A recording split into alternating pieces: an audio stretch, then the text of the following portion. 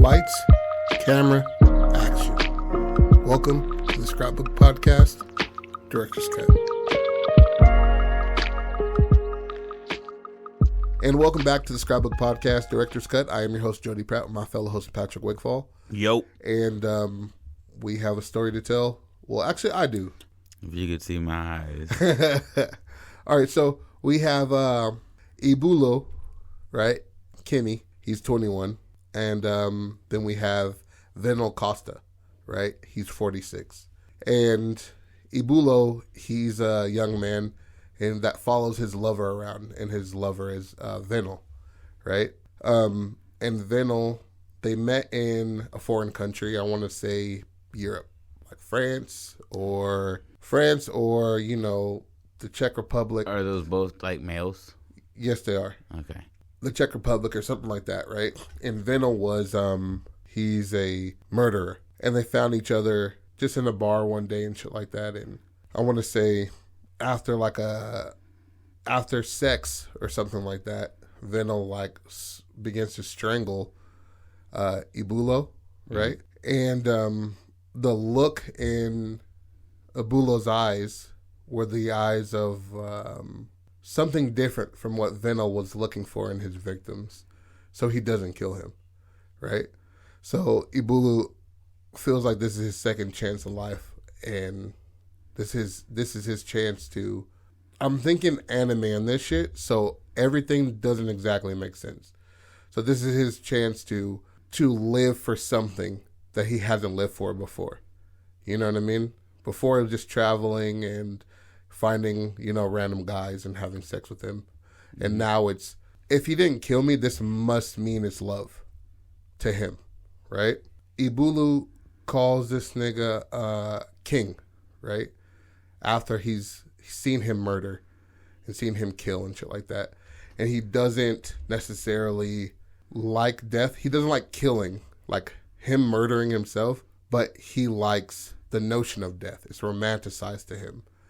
For him to be that close to death and not dying, it was something arousing about that. You know what I mean? Right hand of the devil. Huh? You're the right hand of the devil. Yeah. You know what I mean? When he comes to kill, you're not getting killed, but you're watching it happen. Yeah, and on that part, not every time the devil is the murderer. Most of the time, God is the murderer. You know what I mean? So to him, it goes both ways. God completely fleshed out the whole entire world.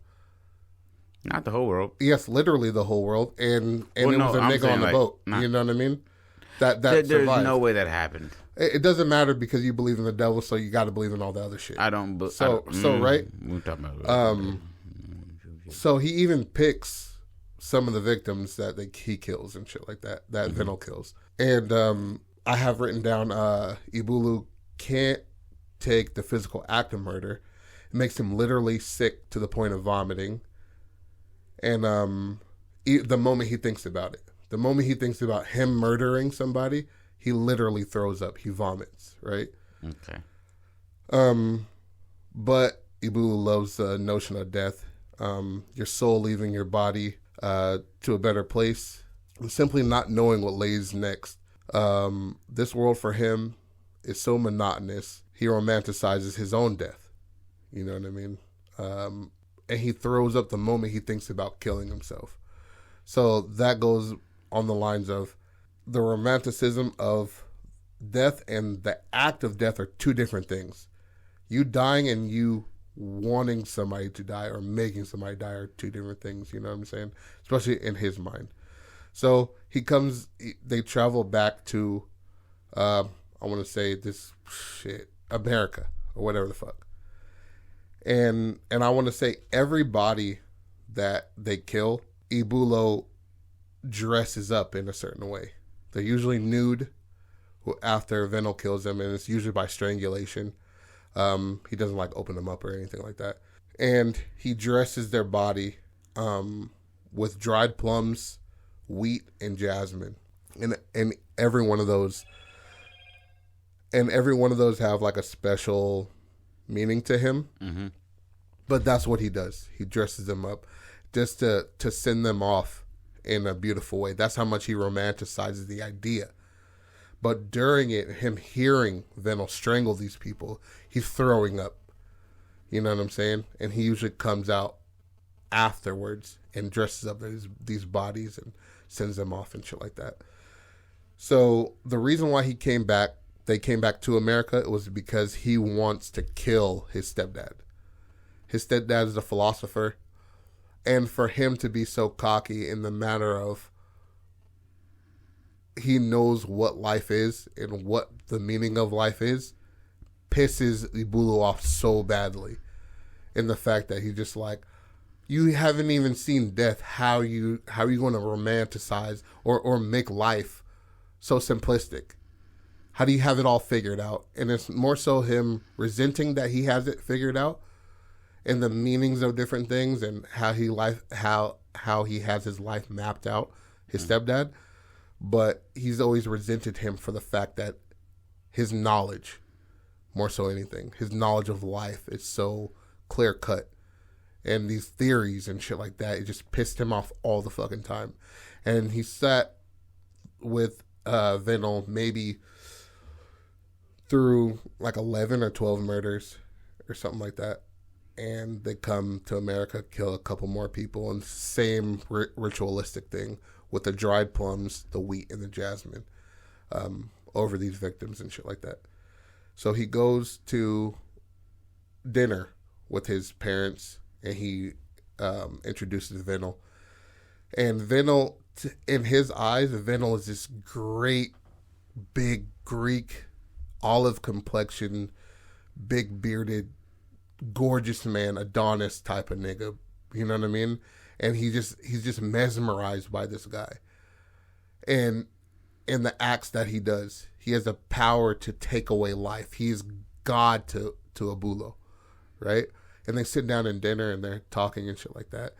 And his stepdad is like, so why, you know what I mean, trying to figure shit out. Like, so you've been traveling this long, you know what I mean? What about school? Why don't you do this? Why don't you do that? It just pisses Abulo off. He's just like, God damn, bro. Why do you keep talking like you have life figured out? You don't have life figured out.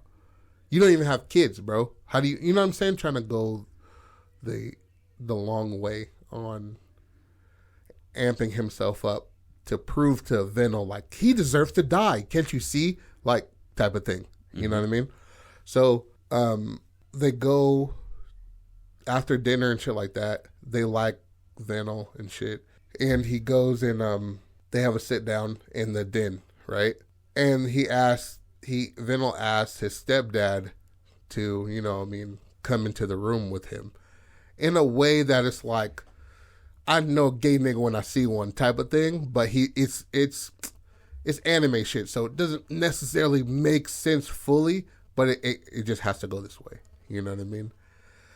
So he pulls him into the room and shit like that, and he like closes the door behind him, and Ibulo's just like, he's retching, but he's smiling, but he's retching again because he's thinking about the act of murder, but he's smiling at the completion, possibility of getting what he wants. Yeah, that is death. You know what I mean? That he's smiling at the death part. You know what I mean? So Venel comes to the door and he's like, "Come here," and he waves Abulo in, right? And Abulo comes in and he's just like looking in glee for the body and shit like that, and then he sees his stepdad like in a heap. Like his body's kind of folded up, and he's like, "You did it!" Like, and he's like retching a little bit, and then he goes to get his backpack, and Venel stops him, and he was like, "This is your task to do. I cannot do this. This is what you want, so you're gonna have to do this." And then he's like, "What are you talking about? We're not dead yet." Yeah. So he pushes Ibulu back. Venel does, and closes the door and holds it, right?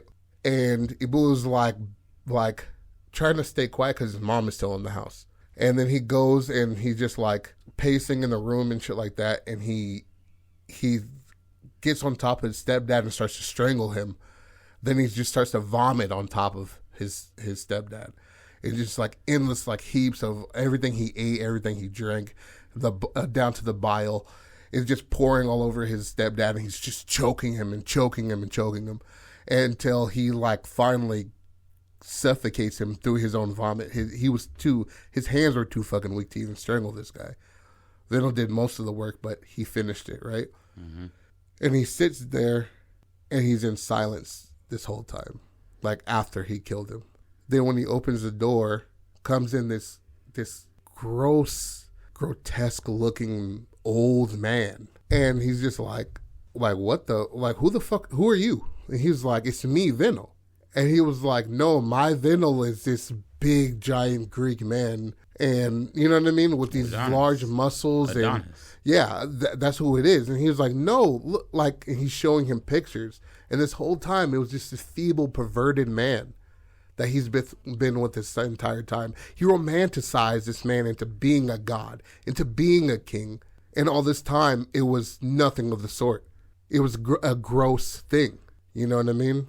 And in turn, he's like, well, what has all this been for? What the fuck have these killed somebody? Exactly, these ground shaking like realities type of thing. So he goes and in a bit of rage, he kills Venom, right? And Venom is not as strong as he thought he was, and then he's lost the vomiting, and he in hindsight he kind of misses who he was before. He misses the fact that it made him sick to even think about killing. Death was repulsive, and now it's inviting. The act of death. You know what I'm saying?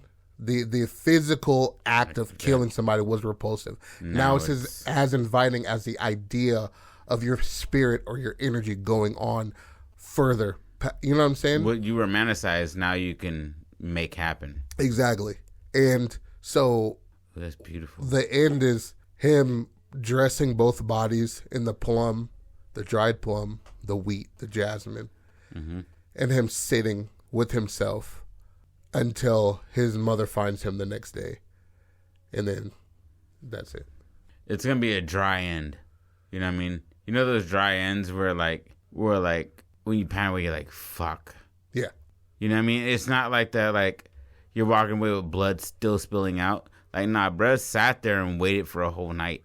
Yeah. It wasn't like a quick, oh, let's get this done. The cops show up. I put my hands up or I get shot real quick. Yeah. Like, nah, this was calculated and sadistic. Like, it's more so on a whim than calculated. You know what I'm saying? But every time he does this, or every time they kill somebody, he is doing this ritualistic way of burying somebody. Yeah. And so for him to do something in rage and still fall back to that shows a bit, not of calculation, but like of reverting back to what you felt comfortable doing after you learned how to do something that made you vomit.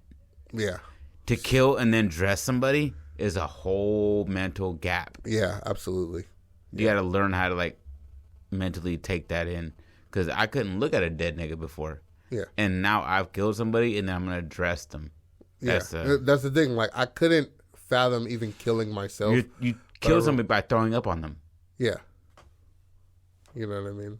And which is very, very visceral. It's a very visceral, like, interpretation of how to kill somebody. Yeah. Just throwing up and they just can't breathe because they're throwing up. He felt as if like that wasn't the way he killed somebody. It was more so him strangling him. He thought it was his strength that did that. You know what I mean? And in hindsight, it was him suffocating. So he saw it differently in his head. He saw it differently, just like he saw Venom differently than everybody else did. Okay. He saw this young boy. Everybody saw this young boy walking around with this old, feeble man. But in his eyes, he's walking around with this God who could fuck anybody. Yeah. You know what I mean? He can. One part that I left out was Venom comes back in the room and the feeble old man, and they have sex in that room. And while Ibulu's on top of him, he kills him. That's how he does that. Instead of a bit of rage, it was the disgust that he has, like, that he's not the man he thought he was. Yeah, he's not the man whatsoever that he thought he was. Fuck. Yeah. But this was a story that was it was originally a detective, and then he had a gay boyfriend. Yeah, I remember you telling me this because you've changed up things, but some things are similar. And I was Yeah. And I kept being like, oh, and then you said something different. I was like, Yeah. The only this part I ain't been kept fucking was somebody else. pretty much. He ain't even telling me everything he knows. Pretty much, it was them being together. That's what I kept, and then the dressing afterwards, and then the main man being the murderer. The way he dressed him, I remember you telling me that. Yeah, and then you tell me it was like a ritual thing for like the soul to pass on. Yeah, in some cultures and shit. But yeah, that's what he did as well. Yeah, I wouldn't mind keeping that in. That's dope, and that's that Hulu shit. You feel me? Yeah, that's that Hulu original series shit. Yeah. Where like that's like a half clip of what they say, and it's like for some reason he's got these plums, and you're just like, I'll look into it. Yeah, I'll look into it. I'll listen. I'll watch the first episode. Yeah, and then you're like, I'm addicted. Who is this Jody Pratt and this Patrick Wiggy? Yeah, and Wiggums. I'm just gonna go with Wiggums. That's the move, dog. That's the move. As your pseudonym? Yeah. Jody Pratt and Patrick Wiggums. I like it. Patrick Wiggums. And a large. We've got to create a dumbass story with both of those names as the main characters. And Patrick Wiggums. Patrick Wiggums. Yeah, I like and it. I'm a transgender. Fuck it. Fuck it. And I wanted this especially a couple of stories that I've come up with as of recent. I want them to be manga so badly. Just like 2 or 3 books long. I want this story to be like maybe 1 or 2 books long. Yeah, Spirit Dreams is definitely a movie. Yeah. But it can branch into other things. Yeah, when I was watching some anime and shit, and I'm just like, some shit is a foregone conclusion, but other shit is just like, this is gonna have to make sense. Yeah. This is just how it is. You know what I mean? There's no real explanation. There's no even character build up for this person to be acting like this. This is just how it is. Yeah. You know what I mean? So I don't know what I'm going to call this. What do you think I should call this? I hate when you do that shit because I got to cut that out. Dried plum, wheat, and jasmine. That's what I'm going to call it. Yeah, that's a long name. It's a long name. You know, but I don't care. You know what I mean? Yeah, but it also draws in the eye to see a name that isn't crazy long, and that hits the point. What are your emotions when you feel this? All right, when you have this story, what are your emotions? When I wrote this out? Yeah. What was it derived from? Was it derived from? Like what energy were you trying to take from it? Because the book that you gave me is the opening chapter is about what you leave from when you watch a movie. You don't leave for the story, you leave for the feeling that it gives you. So what feeling does this give you? And thank you for that book. It was a great it's a good read, and I'm having to reread shit because I'm like, that didn't make sense. I reread. I'm like, oh, yeah. People go for a feeling. Yeah. So I would say, I don't know, the romanticism of all this shit. So like that's what the like feeling vanity? No. Not vanity. I'm it's the wrong word. I would say I don't know. Because that's when I was reading that's the only reason I believed in spirit dreams more, is because the energy that I wanted for that was loss. A loss and an uncomfortable sense of who to trust. That's what I want. I want you to leave not knowing who to trust, because the whole time you're thinking it's the wolf and it's really, you know. Okay, so if you say it like that, I would want you leaving exactly knowing that how you feel about certain things isn't necessarily what they are. You know what I mean? So like the love that you have for your girl, if the circumstances weren't the circumstances that they are, you wouldn't even talk to her. You know what I mean? It's like that. That's what I want. I want you to feel unsatisfied watching this. I want that. I want you to be like, all the great reveal of Venom being this feeble man, the great reveal of... You're underwhelmed. Yeah. I want an underwhelming of that. I want you to be that underwhelming feeling of unsatisfied. being like, this is what I end up with. Yeah, just this. Just this? Yeah, This is old man that like has knee problems? yeah, What is his name? Patrick? And you say, yeah. That is him. Yeah, that's perfect then. yeah, Because that's essentially what it builds to, is a man who's willing to kill for an Adonis and then finds out that Adonis is human. yeah. He is no god. And he is no regular human. He's withering. Yeah, And what you built him up to be, this sculpture of David, is a pile of rubble. absolutely. Beautiful. Yeah, and I think I'm gonna call this wheat and jazz, but I'm gonna just take out the dried plum. Gucci. I like that name because it's super simple and you can tell it means more. Yeah, You see that and you're like, I need to like look into that. What is that about? Yeah. Well, boom, there it goes. I got some other shit, but we'll leave that for another day. We love you. Don't stop being creative. This is a Scrapbook Podcast, Director's Cut. I am your host, Jody Pratt, with my fellow host, Patrick Wigfall. Yo. We love you. Like I just said, don't stop being creative. Deuces. Peace.